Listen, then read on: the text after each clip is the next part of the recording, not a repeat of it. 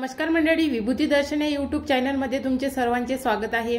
नवरात्रीचे आज 7 दिवस पूर्ण झालेले आहे आणि उद्याचा म्हणजे 22 ऑक्टोबरचा 8वा दिवस आहे दुर्गा अष्टमीचा। हा दिवस अत्यंत महत्त्वाचा आहे। नवरात्रीच्या 9 दिवसांमध्ये दुर्गा देवीच्या प्रत्येक रूपाचं पूजन केलं जाते आणि अष्टमीला महागौरीचं पूजन असते, म्हणून अष्टमी या दिवसाला दुर्गाष्टमी सुद्धा म्हणतात आणि हा नवरात्रीमधील सर्वात महत्त्वाचा दिवस आहे। नवरात्रामधील अष्टमी तिथी आणि नवमी तिथी या दोन तिथ्या अत्यंत महत्त्वाच्या आहे आणि जर तुम्ही नवरात्रामधील कोणताही दिवस पाळला नसेल तर अष्टमी तिथीचा दिवस अवश्य पाळावा आणि त्यानंतर नवमीचा। अष्टमी तिथीला तुम्ही नवरात्रामधील जर कोणताही उपवास धरला नसेल केला नसेल तर अष्टमीचं व्रत अवश्य करावं।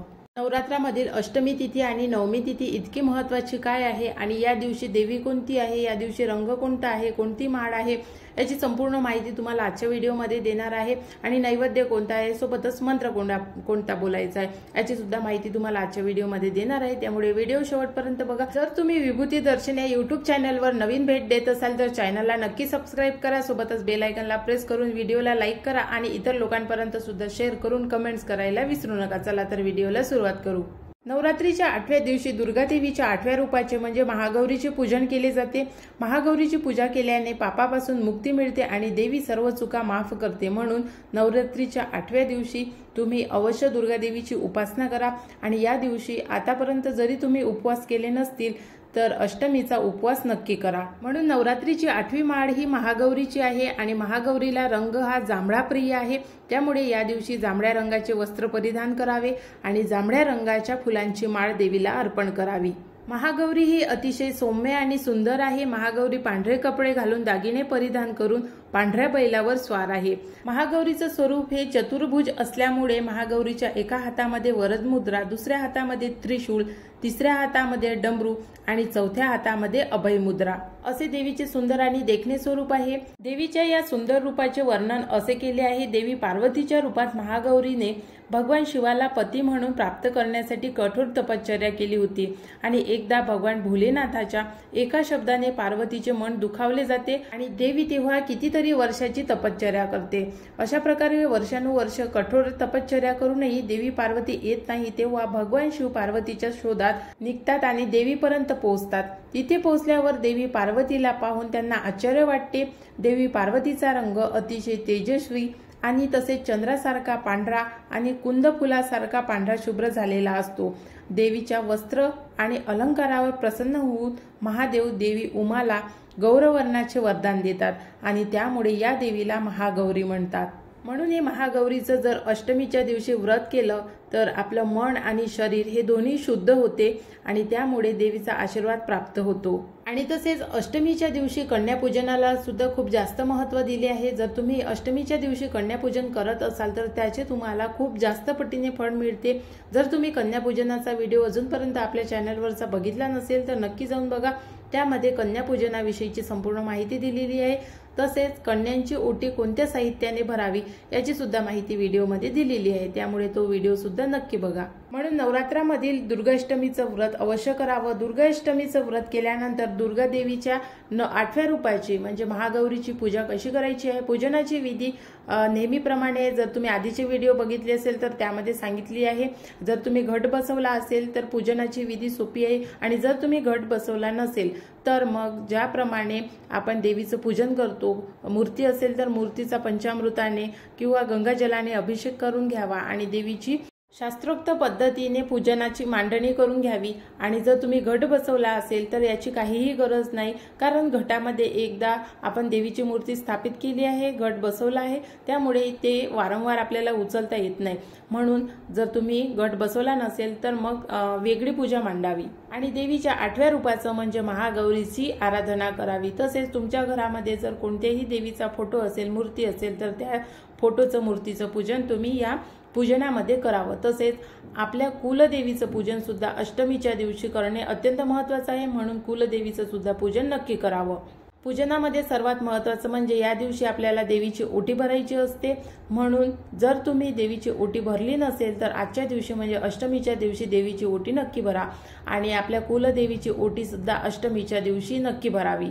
तसेच देवीची संपूर्ण पूजा मांडल्यानंतर देवीला ओटी अर्पण करायची असते, मग ती आपल्या घरच्या पूजेमधली असो की आपल्या कुलदेवीच्या पूजनामधली असो, या दिवशी देवीला ओटी अर्पण करायची असते। आणि आपण जर एखाद्या मंदिरात देवीला ओटी कबूल केली असेल तर पंचमीच्या दिवशी ओटी देणे अतिशय शुभ मानले जाते, म्हणून तुम्ही या दिवशी देवीची ओटी भरावी। आणि शास्त्रोक्त पद्धतीनुसार पूजा मांडल्यानंतर देवीची ओटी अतिशय महत्त्वाची असते। त्यासोबतच देवीच्या काही प्रिय वस्तू असतात त्या सुद्धा पूजनामध्ये ठेवणे आवश्यक असते, जसे पूजनामध्ये कवड्या ठेवणे आवश्यक असते, विळा जो आपण पान खातो त्याचा विळा, कारण देवीला विळा हा अतिशय प्रिय आहे, त्यामुळे त्या विळ्यामध्ये संपूर्ण विळा बनवून घ्यायचा आणि तो विळा देवीला नैवेद्य झाल्यानंतर दाखवायचा। तसेच तांबूल हे सुद्धा देवीला प्रिय आहे, त्यामुळे तांबूल सुद्धा देवीला दाखवायचं। आणि तसेच आणखी देवीची प्रिय वस्तू म्हणजे देवीला कवड्या ह्या अतिशय प्रिय आहे, त्यामुळे पूजनामध्ये कवड्या अवश्य ठेवावे आणि त्या कवड्या पूजन झाल्यानंतर आपल्या अलमारीमध्ये ठेवाव्या किंवा ज्या ठिकाणी आपण पैसे ठेवतो त्या ठिकाणी या कवड्या ठेवाव्या, जेणेकरून पैशामध्ये येणारे जे अडथळे आहे ते दूर होतात आणि तुमचे जर पैसे अडकले असेल तर ते निघण्यासाठी सुद्धा मदत होते। तर अशा प्रकारे अष्टमीच्या दिवशी देवीचे पूजन करायचे आहे, आपल्या कुळदेवीचं पूजन करायचं आहे आणि नैवेद्य, आरती आणि कथा वाचन झाल्यानंतर एक मंत्र म्हणायचा आहे। तर देवीला अष्टमीला नैवेद्य कोणता असतो? देवीला पूर्णावरणाचा नैवेद्य अष्टमीला शक्यतोवर केले जाते, बऱ्याच ठिकाणी वेगवेगळे नैवेद्य दाखवतात। देवीला कडाकण्याचा नैवेद्य किंवा फुलोरा सुद्धा असते आणि तो अष्टमीला बांधला जातो किंवा नवमीला बांधला जातो, आपापल्या परंपरेनुसार त्या विधी वेगवेगळ्या आहेत। आणि तसेच या दिवशी देवीला लिंबाचा हार सुद्धा चढवला जातो। देवीला लिंबाचा हार रोजच चढवला जातो, पण जे भक्त रोज चढवू शकत नाही त्यांनी अष्टमीच्या दिवशी लिंबाचा हार देवीला अवश्य चढवावा। आणि सोबतच महागौरीला हे नारळ अतिशय प्रिय आहे, त्यामुळे अष्टमीला नारळ अर्पण केले जाते आणि नारळापासून बनलेले पदार्थ देवीला नैवेद्यामध्ये दाखवले जाते। मग तुम्ही नारळाची वडी, नारळाची खीर किंवा नारळाचा कोणताही पदार्थ बनवून देवीला त्याचा नैवेद्य दाखवू शकता। असं म्हणतात की अष्टमीच्या दिवशी देवीला पाहुणचार केला जातो, म्हणून या दिवशी बऱ्याच ठिकाणी पूर्णावरणाचाच देवीला पाहुणचार असतो। तसेच अष्टमीला आणि नवमीला पूर्णाच्या आरत्या आणि कडाकण्या बांधल्या जातात आणि पूर्णाच्या आरत्या केल्या जातात। याचा सुद्धा व्हिडिओ मी आपल्या चॅनलवरती टाकलेला आहे, जर तो व्हिडिओ तुम्ही बघितला नसेल तर या व्हिडिओ नंतर तो व्हिडिओ सुद्धा नक्की बघा। तर अशा प्रकारे ही आहे नवरात्रीची 8वी माळ, 8वा दिवस, 8वा रंग जांभळा आहे, 8वा मंत्र तुम्हाला मी पुढे व्हिडिओमध्ये सांगणारच आहे। तर ही अशी संपूर्ण 8व्या दिवसाची माहिती आहे आणि अशा प्रकारे 8व्या दिवसाचं पूजन करायचं आहे, म्हणजे अष्टमीचं पूजन आहे। आणि पूजन झाल्यानंतर एक मंत्र बोलायचा आहे, जो मंत्र बोलल्यामुळे आरोग्य, दुखण्यातून मुक्ती, धनसंपदा, बुद्धी, शक्ती या सर्वांची प्राप्ती होते। म्हणून नवरात्रीच्या 8व्या दिवशी जो मंत्र आहे तो मंत्र अवश्य बोला आणि प्रत्येक दिवसाचा वेगवेगळा मंत्र होता, ते सर्व मंत्र मी व्हिडिओमध्ये सांगितलेले आहे। आणि आजचा मंत्र असा आहे, श्वेते ऋषे समरूढा श्वेतांबरा धरा शुशी महागौरी शुभ दद्यान महादेव प्रमोददा। तर हा मंत्र 8व्या माळेचा आहे आणि 8व्या माळेला म्हणजे उद्या हा मंत्र जाप करायचा आहे आणि तुम्ही उद्याची म्हणजे अष्टमीची पूजा अवश्य करावी, अष्टमीचं व्रत अवश्य करावं। तर आशा करते तुम्हाला आजचा व्हिडिओ आवडला असेल आणि तुम्ही आतापर्यंत व्हिडिओला इतकं प्रेम दिलं याबद्दल सुद्धा धन्यवाद। आणि ज्यांनी ज्यांनी आपल्या विभूती दर्शन या चॅनलला सबस्क्राईब केले आहे त्यांचे सुद्धा खूप खूप धन्यवाद। त्यामुळे असंच प्रेम करत राहा आणि असेच व्हिडिओ बघत राहा। आणि जर तुम्हाला काही माहिती हवी असेल तर ते तुम्ही मला कमेंट्स करून विचारू शकता, तुमच्या सर्व प्रश्नांची मी उत्तरे देण्याचा प्रयत्न करेल। पण काही प्रश्न असे असतात की ज्यांचे उत्तर आपल्याकडे नसते, जसा मला एक कमेंट्स आली होती। हा प्रश्न आहे, आई साहेब आपल्यावर प्रसन्न आहे की नाराज आहे हे कसं ओळखायचं आणि तिच्यासोबत अप्रत्यक्षपणे संवाद कसा साधायचा? तर हा जो प्रश्न आहे याचं उत्तर कोणाकडेच नाही आहे, तो आपापल्या भक्तीचा, आपापल्या श्रद्धेचा एक पार्ट आहे, एक भाग आहे आणि देव प्रत्येकाला वेगवेगळी प्रचिती देते। तुम्ही कोणालाही याचं उत्तर जरी विचारलं तरी ते सांगू शकणार नाही, कारण देवाची लीला अपरंपार आहे, त्यामुळे देव कुठे आहे, कसा आहे कोणालाच माहित नाही। फक्त ती श्रद्धा आहे, तो विश्वास आहे आणि आपला विश्वास इतका पक्का असला पाहिजे की आपण कितीही मोठ्या संकटात जरी असलो तरी त्या संकटातून देव आपल्याला तारेल, हा विश्वास देवावरती असला पाहिजे आणि त्या संकटातून तुम्ही निश्चितच बाहेर याल। आणि जर हाच विश्वास तुमचा देवावरती असेल पण तो कमी असेल, तुम्हाला देवावरती पूर्णपणे विश्वास नसेल, तर तुम्ही त्या संकटातून बाहेर येणार नाही। देवासोबत संवाद साधण्याचा प्रत्यक्ष किंवा अप्रत्यक्षपणे असा कोणताच मार्ग नाही आहे आणि जो मार्ग आहे तो मग खूप तपश्चर्या करा, खूप ध्यान करा, तो मार्ग आहे। त्या मार्गाने तुम्ही जर जात असाल तर कदाचित देवाचा तुम्हाला एखादा अनुभव येऊ शकतो, नाहीतर देव कुठे आहे, कसा आहे कोणालाच माहीत नाही आणि देवासोबत अप्रत्यक्ष प्रत्यक्ष संवाद कसा करावा हे फक्त मन आणि विश्वास यावर तो संवाद अवलंबून आहे।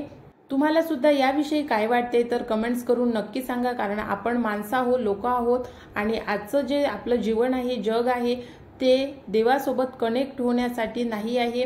जर कनेक्ट व्हायचं असेल देवासोबत तर मग आपल्याला ही संपूर्ण जे काही आपल्या भौतिक सुख आहे, त्याला भौतिक सुख म्हटलं तरी चालेल, तर त्या भौतिक सुखापासून आपल्याला दूर जावं लागेल आणि तेव्हा कुठे आपण देवासोबत थोड्याफार प्रमाणात संवाद करण्याचा जो मार्ग आपल्याला सापडेल तर त्यामुळे देवासोबत आपण संवाद करू शकू। म्हणून आशा करते देव सर्वांना प्राप्त हो। व्हिडिओ कसा वाटला सांगा, लाईक करा, शेअर करा आणि सबस्क्राईब करा।